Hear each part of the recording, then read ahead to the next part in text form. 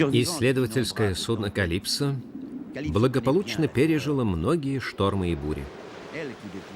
35 лет оно противостоит свирепому натиску волн и ветра. Этот корабль спасал в бушующем океане потерпевших кораблекрушение, снимал экипажи стонущих судов, когда под ударами стихии возникала опасность для жизни людей. Капитан Кусто с юности мечтал использовать в плавании силу ветра. На подготовку нового проекта ушло 55 лет исследований ураганов, тропических штормов и полярных снежных бурь. Кусто и члены его команды сражались с чудовищной по силе стихией, вызываемой по преданиям древних греков богом ветра Эолом, чьей власти предаются все выходящие в море.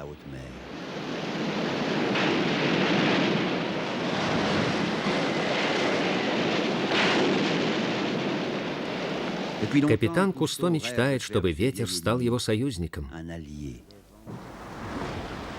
Он успешно использовал силу ветра для преодоления на буерах пустыни Сахара, чтобы достичь побережья Атлантического океана, где ему предстоял очередной этап морских исследований. Во время плавания по Тихому океану с целью изучения морских птиц Кусто и его сын Филипп также использовали парус. Именно тогда исследователю и пришла в голову идея отказаться от традиционного паруса и разработать новую конструкцию из металла. После проведения испытаний профессор Люсьен Малабар и капитан Кусто пришли к выводу, что созданная ими установка значительно превосходит по эффективности традиционные виды парусов. В крепости Ля-Рошель они приступили к созданию парусника нового типа. Кусто посвятил свой талант не исследованиям морских глубин, а иным целям. Он решил покорить своей волей бога ветров Эола.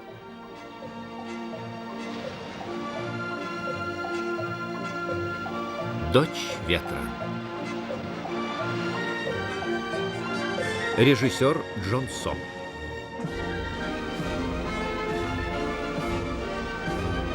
Автор сценария Мосс Ричардс. Фильм Жака Ива Кусто и Жана Мишеля Кусто. Человек всегда хотел плавать по морю. Он строил корабли, сначала просто на веслах, затем парусные, потом на угле и дизельном топливе, и даже на атомном топливе. Однако сегодня на свет появляется принципиально новый тип экологически безопасных судов с необычной формой паруса.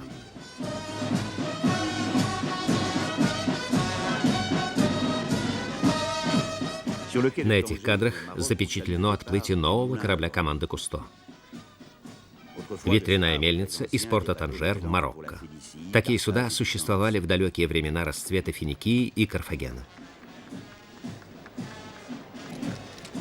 В ходе экспедиции команде Кусто предстоит пересечь на подобном корабле, но уже современной конструкции, всю Атлантику от Танжера до Нью-Йорка. Однако вместо паруса на этом судне будет установлена полая аэродинамическая колонна, позволяющая эффективнее использовать силу ветра.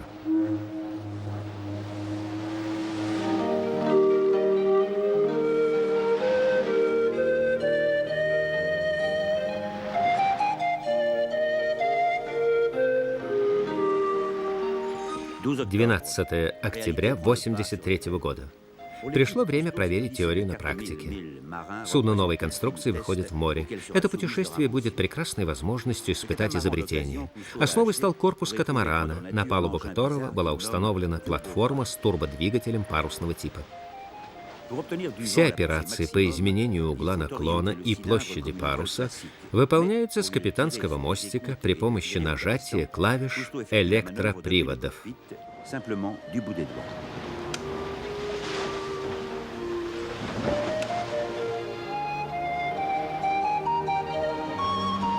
Чтобы определить эффективность такой конструкции, капитан Кусто решает не использовать во время плавания обычные двигатели катамарана. Для последующей обработки и анализа все собранные данные будут заноситься в бортовой компьютер. По предложению Кусто новое судно получило название «Ветряная мельница». Кто-то из членов экипажа заметил, что это самый любимый их капитаном сорт вина.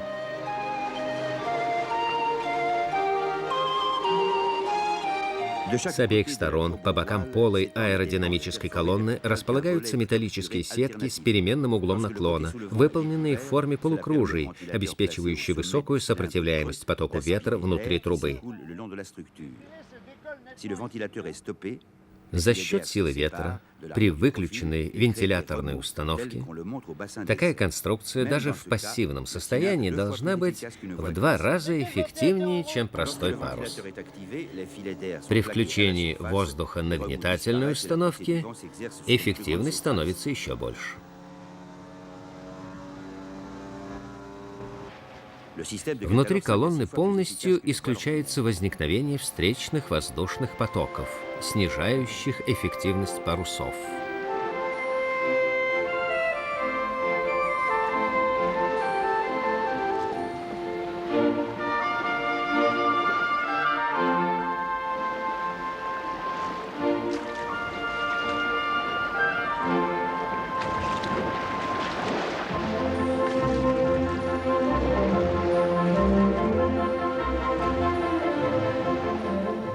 На борту этого необычного корабля команде предстояло выполнять также весьма необычную работу. Так Бертран Шарье, один из создателей судна, стал корабельным садовником. В небольшой гидропонической оранжерее он выращивает помидоры, салат, огурцы и редиску, овощи, необходимые при длительном путешествии через Атлантику.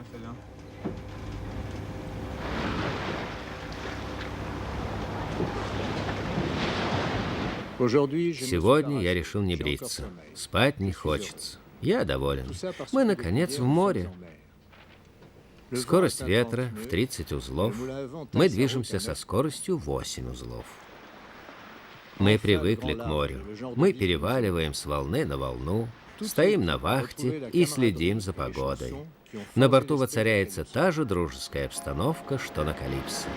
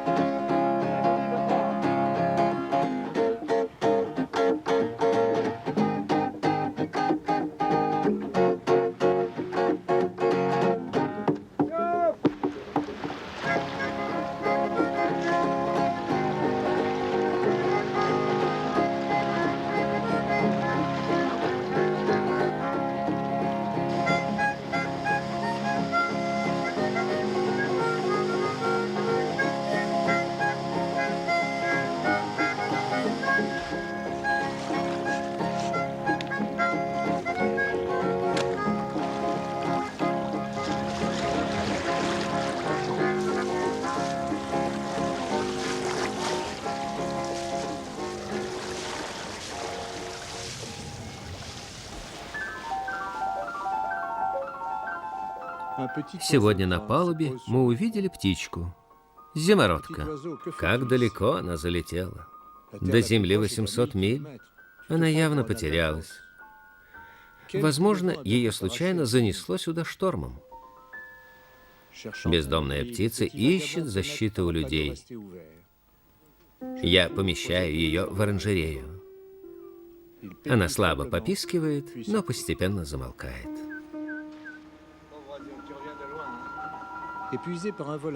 Я надеялся, что она привыкнет и будет жить у нас на судне. Но, несмотря на все старания, она отказывается есть и пить. Мы назвали птичку Зефир в честь мягкого бриза. Птица сидит, нахохлившись. Она обессилила во время перелета, однако постепенно начинает приходить в себя и отзывается, когда я посвистываю.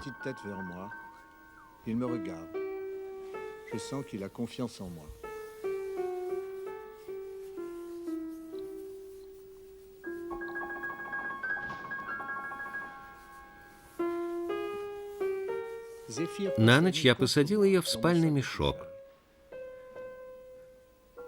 На следующее утро я снова перенес ее в нашу оранжерею.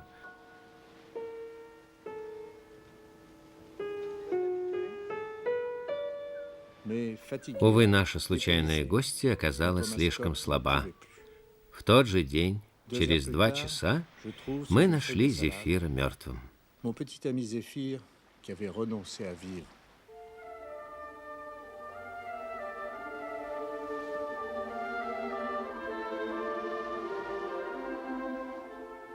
Две недели стояла хорошая погода, даже слишком хорошая. Члены команды занимались кто чем хотел, судно понемногу шло вперед. Однако к концу 3-й недели поднялся ветер. Утром все члены экипажа услышали треск и скрежет.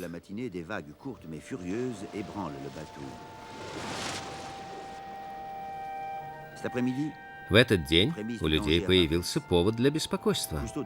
Кусто обнаружил большую трещину у основания колонны. Установленная на металлической платформе аэродинамическая труба была готова отломиться при сильной качке. Бертран Шарье осмотрел установку и пришел к выводу, что колонна может упасть на палубу и перевернуть судно.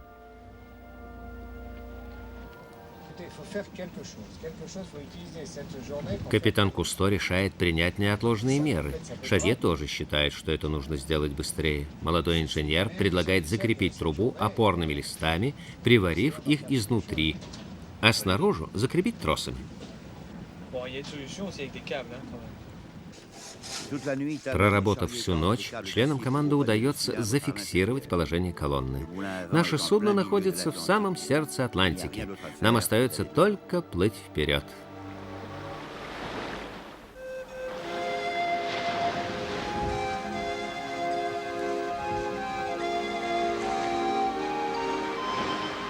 На несколько дней вновь устанавливается хорошая погода. Это дает возможность ветряной мельнице спокойно продолжать свой путь. Погода благоприятствует экспедиции.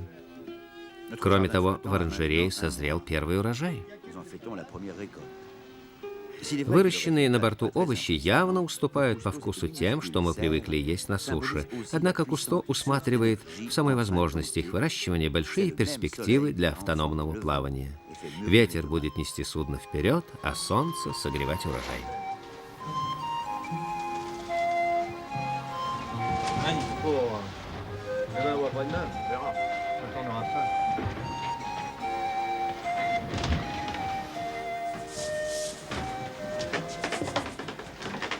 Ныряльщику Бертрану Сиону, являющемуся корабельным коком, выпадает честь приготовить для экипажа салат. Тем не менее, на всякий случай, чтобы экипаж не остался голодным, Бертран готовит еще и омлет.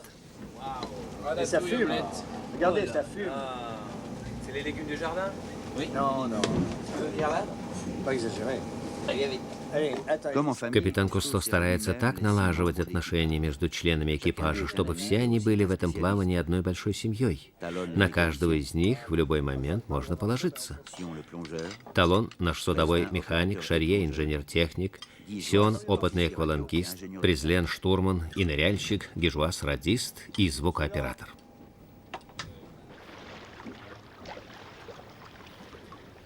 Один за другим пролетают дни. Ветер то налетает, то стихает. Все мысли крутятся вокруг поврежденной аэродинамической колонны. Вечера тянутся долго. Делать особенно нечего, разве только предаваться мечтам, писать стихи или играть в карты.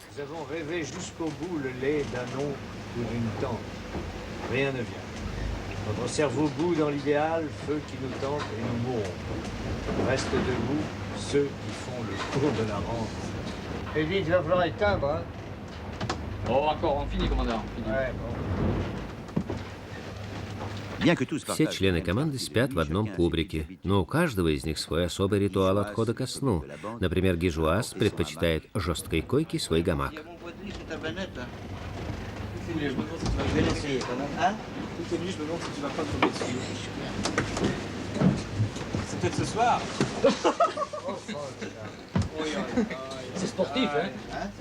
Талону, место которого находится под ним, предстоит весьма опасное соседство.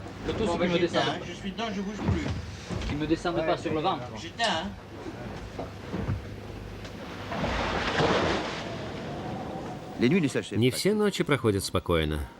В грозу всем членам экипажа приходится противостоять напору бушующего океана.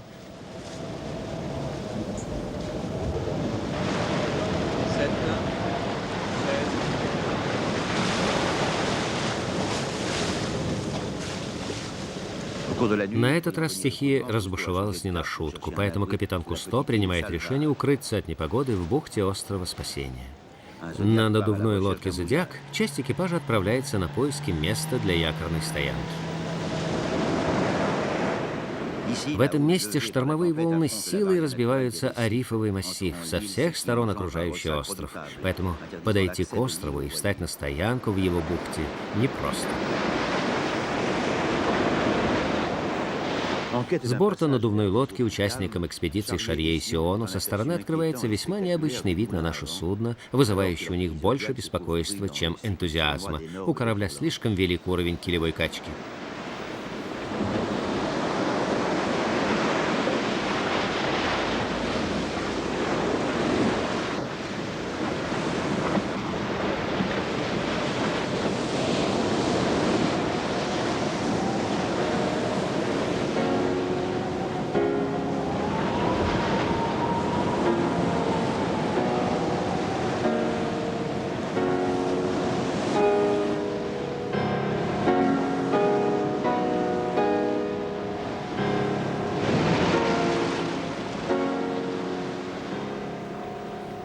Похоже, что цепь скал не оставляет никакой надежды на безопасный проход в шторм в бухту. Тем не менее, команде все же удается отыскать небольшое укрытие между рифами, где судно может встать на стоянку.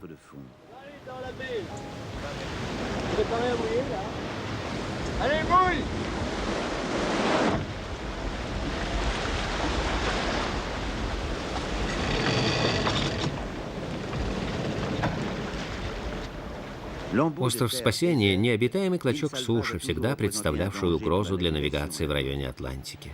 Вокруг него много опасных подводных рифов, свидетельством чему остатки многих судов. Обследуя остров, Сион обнаруживает на нем не только следы стоянок, потерпевших здесь кораблекрушение, но и обломки грузового судна, наскочившего в этих местах на скалу.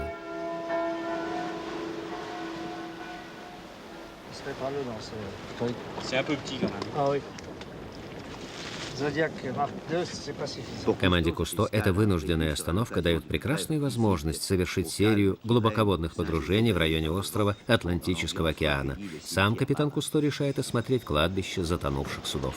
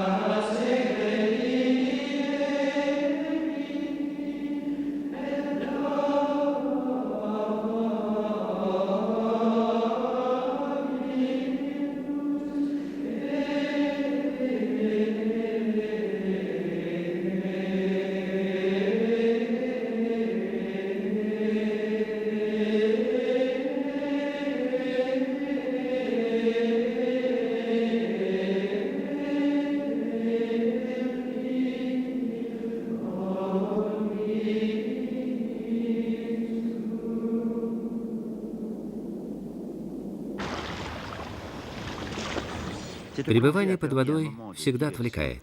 Однако капитан Кусто беспокоится. Судно и так уже слишком долго находится в пути. Его задержали периоды короткого штиля и шторма. Скоро в Атлантике начнется сезон сильных штормов, что создаст угрозу для безопасности плавания.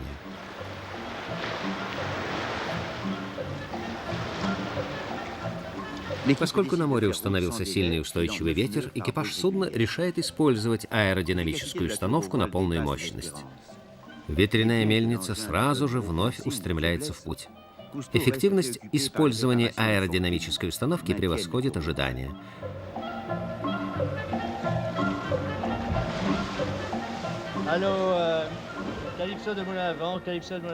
Ветряная мельница прошла половину расстояния до цели.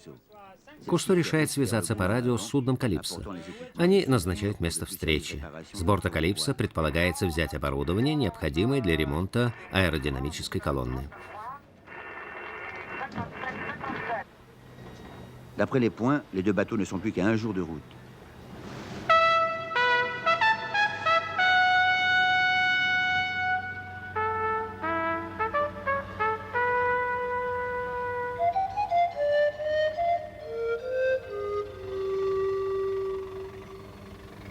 À l'idée de revoir 8 ноября с «Калипсо» для уточнения местоположения судна вылетает вертолет. В ожидании прибытия своих друзей экипаж ветряной мельницы приготовился разыграть перед ними настоящий спектакль.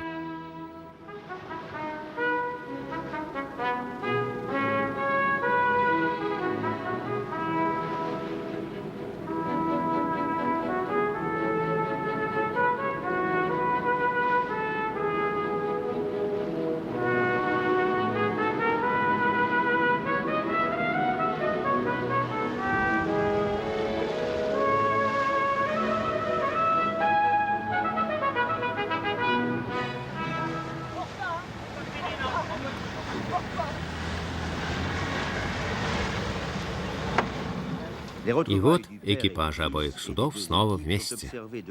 Симон Кусто вместе с сыном встречает своего мужа.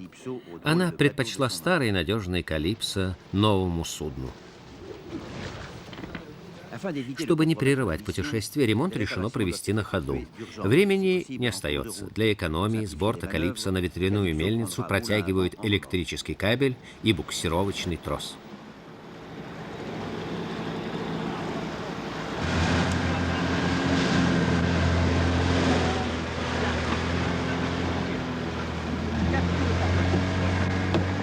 Затем доставляют баллон с аргоном и необходимое для сложных сварочных работ оборудование, поскольку мощности электрогенератора судна не хватает.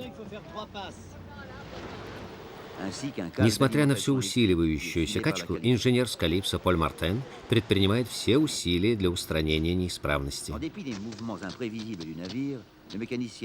Результаты работы возвращают Кусто его энтузиазм.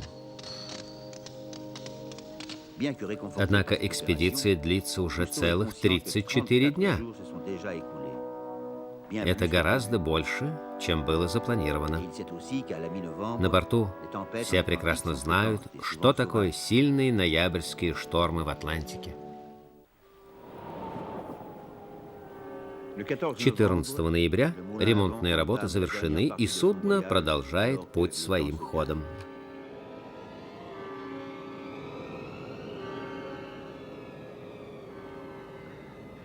Данные метеосводок не обнадеживают. Кусто, Шарье и Жуас получают информацию о приближающемся грозовом фронте. В запасе остается 2 дня. Сильный ветер дает прекрасную возможность проверить эффективность силовой установки, приводящей судно в движение.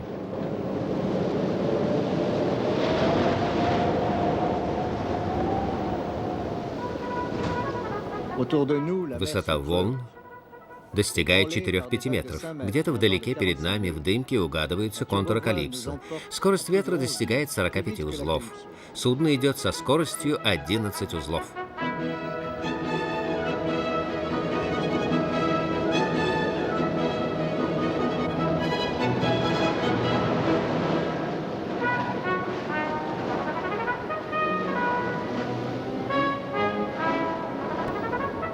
Не думал, что азартные соревнования в скорости с «Калипсо» напомнят мне о моей молодости и гонках на яхтах. Постепенно мы догоняем «Калипсо». Похоже даже, что наше судно меньше страдает от качки, чем «Калипсо». Когда мы выходим вперед, я испытываю чувство почти детского восторга. После стольких месяцев работы наш успех налицо.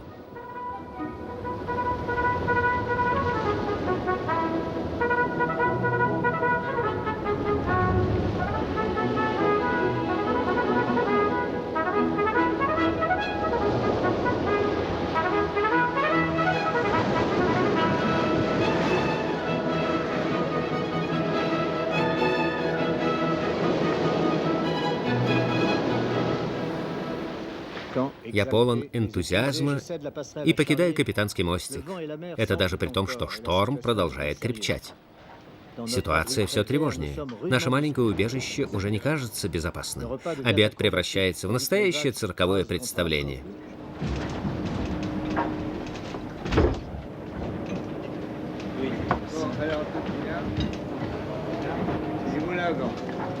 Чтобы немного взбодриться, мы открываем бутылку моего любимого вина «Ветряная мельница» и пьем за удачу. Члены экипажа мало разговаривают, наше беспокойство возрастает.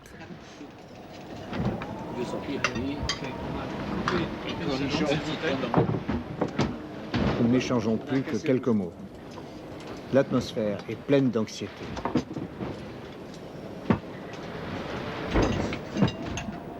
Позднее начинается кошмар. Шарье проснулся посреди ночи, разбуженный странным скрежетом. В основании колонны вновь появились трещины. И начали ломаться фрагменты внутренней конструкции колонны. Она практически вышла из строя. Талону удается на некоторое время стабилизировать положение колонны. Однако нашему практически больше неуправляемому судну теперь предстоит пережидать шторм в открытом море, рискуя перевернуться. На рассвете капитан Кусто связался с бортом «Калипсо» на аварийной частоте и запросил помощь. До Нью-Йорка остается всего 2 дня пути.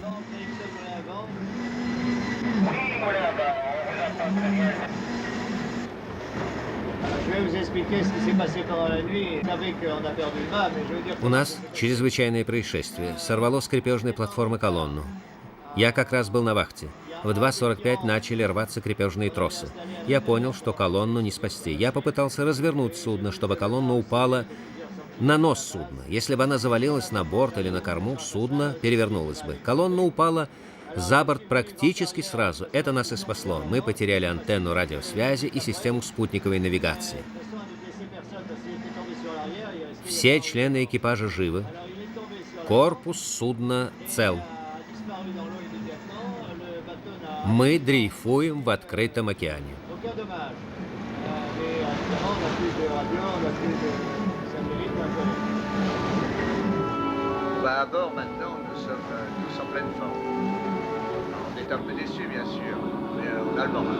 Главное, рассказывал потом Кусто своему сыну, мы потеряли чувство уверенности в нашем проекте. Надо все начинать заново. Так появилась Алкиона. Второе судно, оснащенное аэродинамической установкой.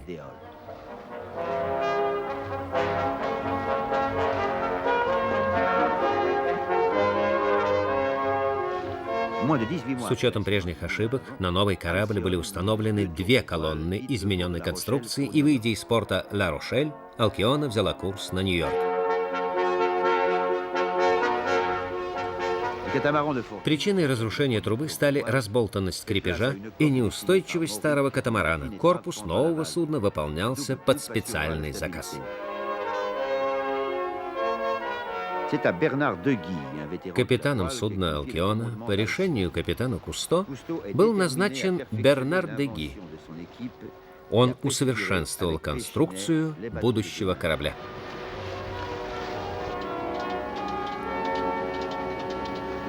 С капитанского мостика можно управлять работой всего оборудования.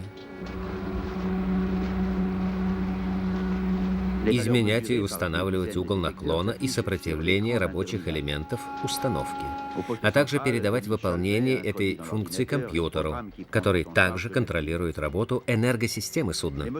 Кусто решает время от времени использовать обычные силовые установки корабля, чтобы выяснить, насколько экономно использование нового принципа движения по сравнению с традиционно используемым на судах дизельным двигателем или электромоторами. Et permettre la plus grande économie de carburant.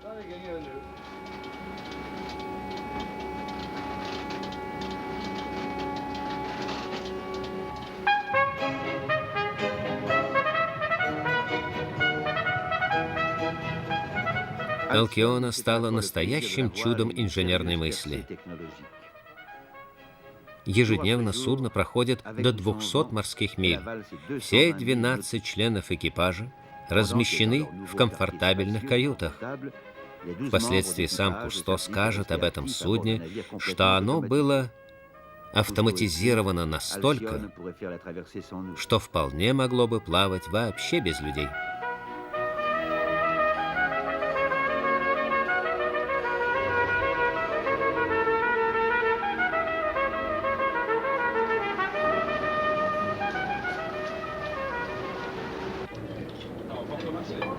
В распоряжении Кока прекрасно оборудованный камбус с микроволновкой и мини-комбайном.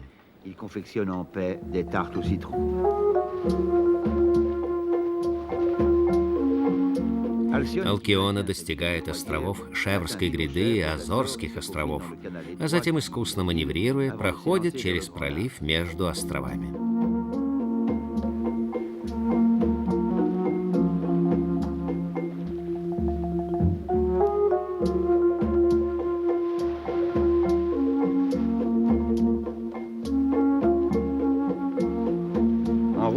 Во время перехода Алкиона играла роль радиостанции международного радио. Ежедневно Кусто выходит на связь с радиоцентром в Европе.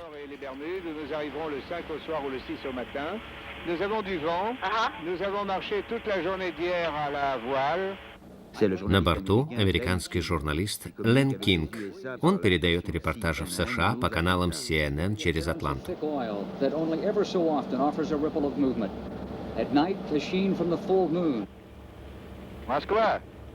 Участником экспедиции стал и советский журналист Владимир Кривошеев с радио «Москва». Он передает новости об этой экспедиции, тщательно выговаривая по буквам сложные названия. Семен, Анна, Родион, Григорий, Анна, Семен, Ольга, Василий, Ольга. Саргассово. Да, Алкиона проходила и через Саргассово море. Это пустынный район в самом центре Атлантики. Правда, чтобы члены экипажа могли совершить погружение в этих водах, покрытых ковром водорослей, судну пришлось сбавить ход. В древности считалось, что водоросли опутывают корабли, и те остаются здесь.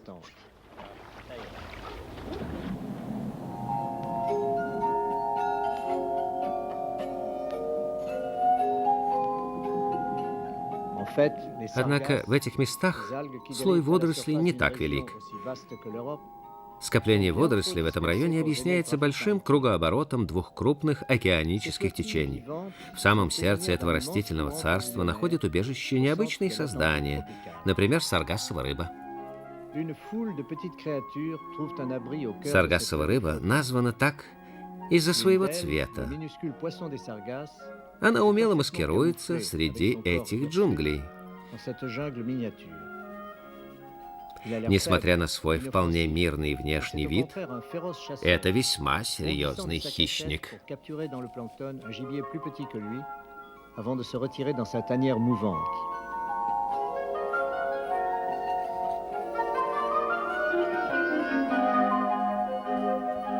В этих местах вокруг каждого предмета быстро образуется живой оазис.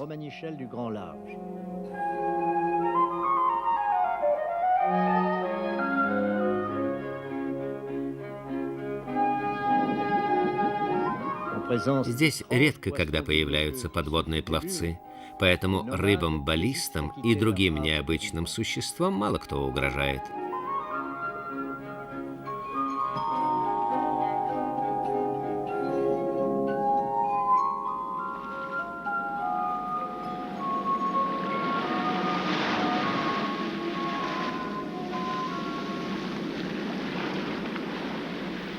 Несколько дней экипаж в Саргассовом море. Конструкция судна значительно упрощает исследование. Аквалангисты могут легко подниматься на его борт и опускаться с него под воду.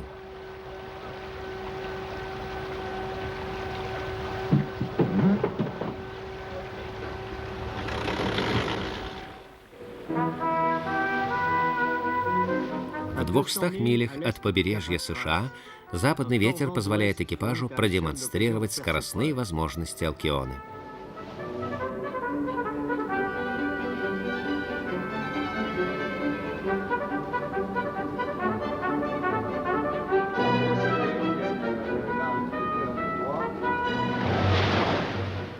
Результат обнадеживает. При скорости ветра в 27 узлов скорость судна составляет 11 узлов. Электродвигатели потребляют лишь половину мощности, вырабатываемой ветряным генератором.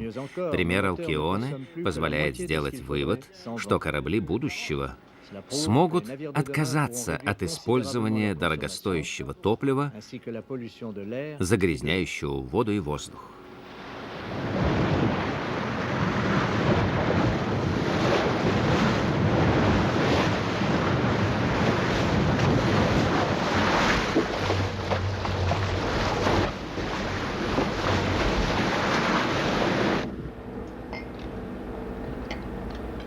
По случаю успеха мы решаем открыть бутылку вина.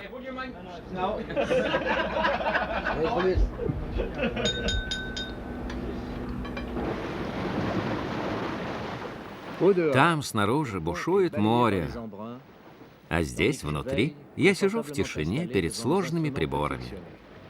Былая неудача во многом объяснялась еще и тем, что положение аэродинамической установки мы определяли вручную. Теперь это делает компьютер.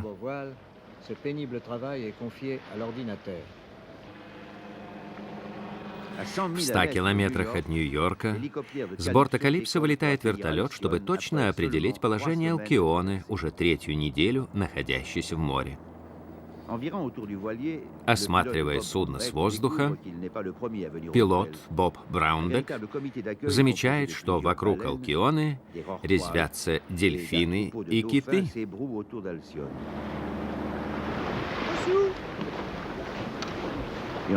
Члены команды знают, что в этих водах много планктона, и киты тут бывают часто, но все равно радуются встрече с гигантами.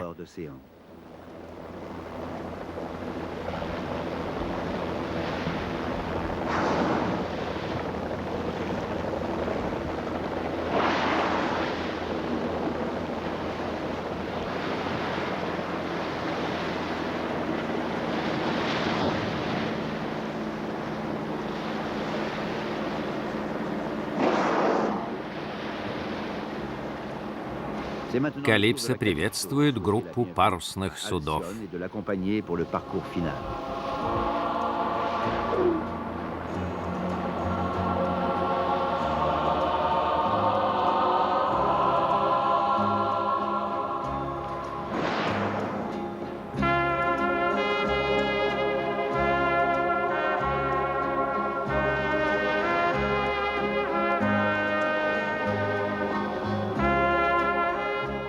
На закате Алкиона проходит под мостом через Гудзон, считающийся воротами в порт Нью-Йорка. Судно прошло 4000 километров от Ла-Рошеля до Манхэттена.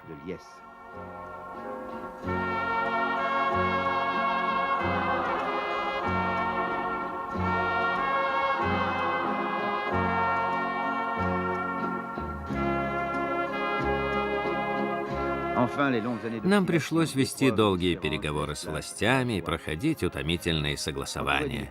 Теперь воспоминания обо всем этом сменились радостью. У пристани Алкиона встречали тысячи граждан Нью-Йорка.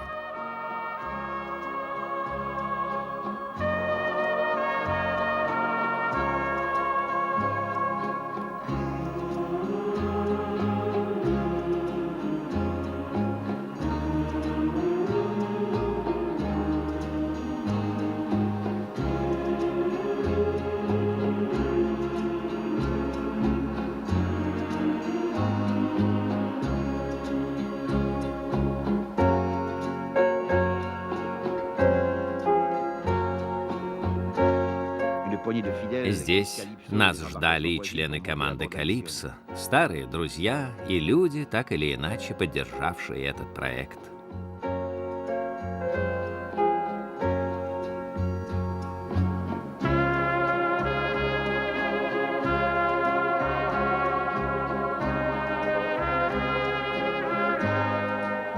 Вскоре участникам экспедиции приходится отвечать на целый шквал вопросов репортеров, промышленников, энтузиастов, любителей и бывших моряков, среди которых был и сам Тед Тернер.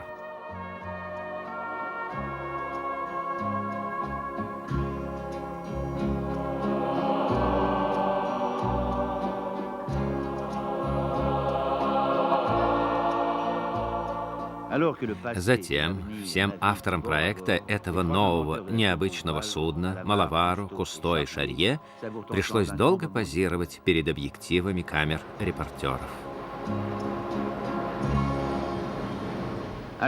Алкиона встала у причала старого Нью-Йоркского порта, где сейчас швартуются лишь парусники и дорогие яхты, и куда раньше приходили скоростные чайные клипера и торговые галеоты.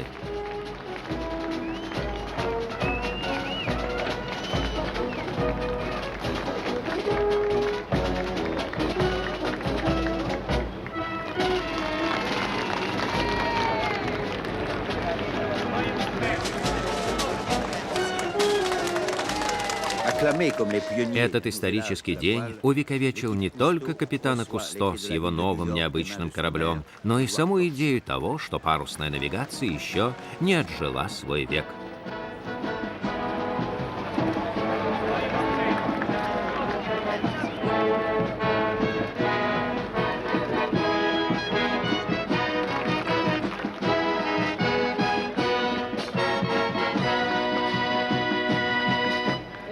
Of New York. He is Admiral Cousteau. Step up, Admiral. Come, sir. City of New York, we hereby present this certificate of appreciation to Admiral Jacques E. Cousteau.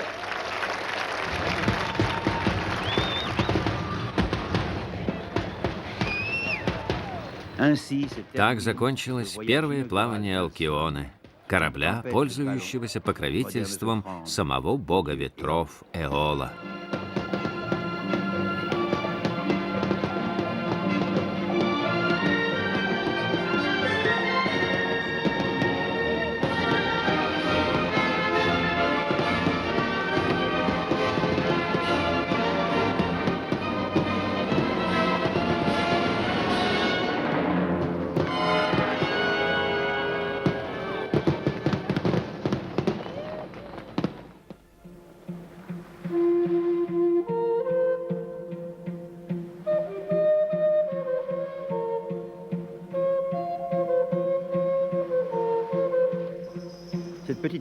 Тысячи лет назад, впервые увидев купол Медузы под названием «Португальский военный кораблик», при помощи которого она дрейфует по морю под порывами ветра, человек задумался над возможностью плавать под парусами. Но капитан Кусто доказал, что идея использования ветра для морских путешествий еще не устарела, а сам ветер по-прежнему остается бесплатным источником энергии. Нужно теперь доказать пригодность таких кораблей для коммерческих рейсов.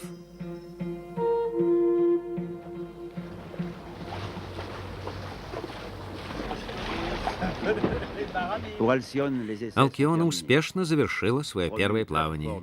Теперь за ней закреплен статус гидрографического судна Ассоциации Кусто, а также базы для подводных исследований.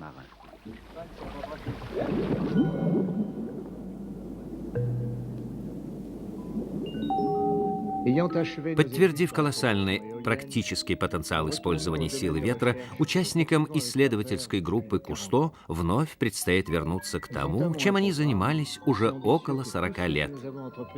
При помощи судов Калипсо и его младшей сестры Алкионы им предстоит реализация полномасштабного пятилетнего проекта исследований в самых разных уголках нашей планеты. Сегодня в музеях можно увидеть обломки кораблей античности и средневековья.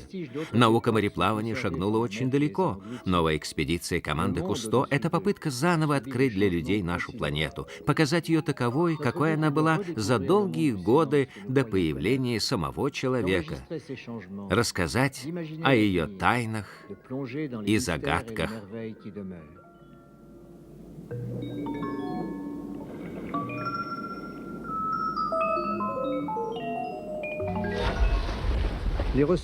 Природные ресурсы не безграничны. Следует задуматься о новых технологиях, о тех изменениях, которые человеку необходимо внести в свою жизнь. Алкиона — это первый шаг к прогрессу. Приводимая в движение ветрами, посылаемыми Богом Эолом, она управляется при помощи современных компьютеров, таких же точных, как инстинкт морской птицы. Фильм озвучен студией «Инес» по заказу «Союз Видео».